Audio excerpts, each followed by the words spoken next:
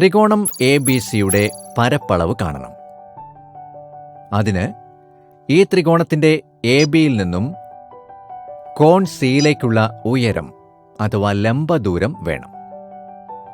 AB നീട്ടിവരച്ച് സിയിൽ നിന്നും CD എന്ന ലംബം വരച്ചാലോ മട്ടത്രികോണം BDC കിട്ടും, അല്ലേ? ഇതിൽ കോൺ BDC-യുടെ അളവ് 50 ഡിഗ്രി എന്ന് കണ്ടെത്താൻ പ്രയാസമില്ലല്ലോ.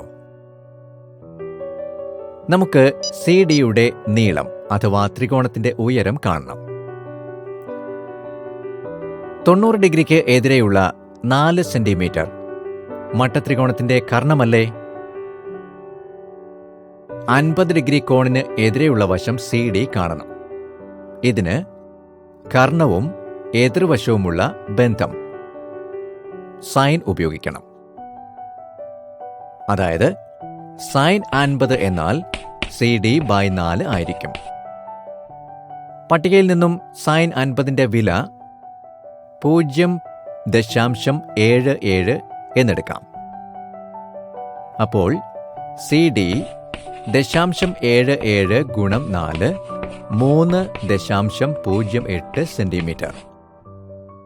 ഇനി ത്രികോണത്തിന്റെ പരപ്പളവ് 1/2 ഗുണം 6 ഗുണം 3.08.